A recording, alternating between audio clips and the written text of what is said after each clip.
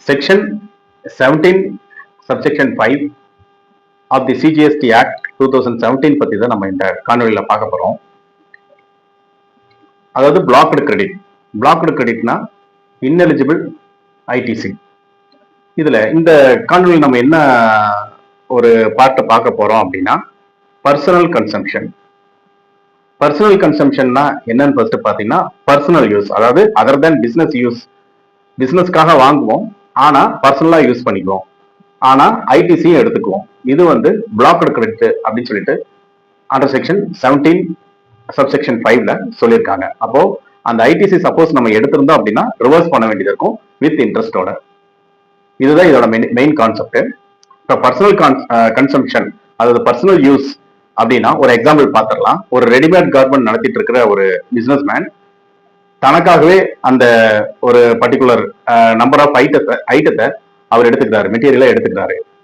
T shirt, shirt, இதெல்லாம் pant அதெல்லாம் எடுத்துக்கிறாரு அப்படின்னு வச்சுக்கலாம். ஆனா பிசினஸ்க்கு வேண்டி கஸ்டமர்ஸ்க்கு வேண்டி வாங்கி வச்சிருக்கிறாரு, ஆனா பர்சனலா யூஸ் பண்றாரு.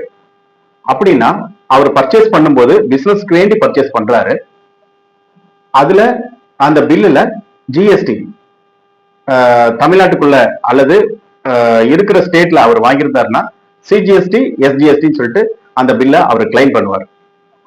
ஆனா என்ன ஒரு தப்பு பண்றாரு அப்படின்னா அந்த ஒரு 5 ப்ராடக்ட் தனக்காக அவர் எடுத்துக்கிறாரு. அந்த தனக்கான எடுத்ததையும் அவர் ஐடிசியா எடுத்துட்டாரு அப்படின்னா அது தவறான ஒரு ஐடிசி டேக்கன். அது வந்து ineligible, that is called blocked credit. அந்த ஐடிசியை எடுத்திருந்தால் அதே நம்ம வித் இன்ட்ரெஸ்டோட ரிவர்ஸ் பண்ணி டாக்ஸ் கட்டணும், அல்லது ஐடிசி கேரியா வருதுன்னா அட்ஜஸ்ட் பண்ணிட்டு போகலாம். அடுத்த எக்ஸாம்பிள் என்னன்னு பாத்தீங்கன்னா, ஒரு பிசினஸ் மேன் ஒரு சர்வீஸ்க்கு வேண்டி, அதாவது ஒரு சர்வீஸை ரிசீவ் பண்றாரு. ஒரு ஹோட்டல் சர்வீஸ் எக்ஸாம்பிள் நம்ம வச்சுக்கலாம். அந்த ஹோட்டல் சர்வீஸை போய் தங்குறாரு, சாப்பிடுறாரு, வந்துடுறாரு. ஆனா மெயினா அது பிசினஸ் இல்லாம தன்னுடைய குடும்பத்துக்காக குடும்பத்துல மக்களை கூட்டி ஒரு சுற்றுலா மாதிரி செல்றாரு அப்படின்னு வச்சுக்கிட்டோம் அப்படின்னா அது பர்சனல் நேச்சர்ல வரும். ஆனா அதுல வர்ற ஒரு ஜிஎஸ்டி அமௌண்ட் அந்த இன்புட் டாக்ஸ் கிரெடிட்டா கிளைம் பண்ணக்கூடாது. ஏன்னு கேட்டீங்கன்னா அது பர்சனல் நேச்சரா இருக்கு. அவர் டூர் போயிருக்காரு, பர்சனலா டூர் போனங்காட்டி அது பிசினஸ்க்குள்ள கொண்டு வந்து ஐடிசி எடுக்கிறது மிக்க தவறு. இந்த காணொலி உங்களுக்கு பயனுள்ளதா இருக்கும் நான் நம்புறேன். மற்றொரு காணொலியில நாம் சந்திக்க போறோம்.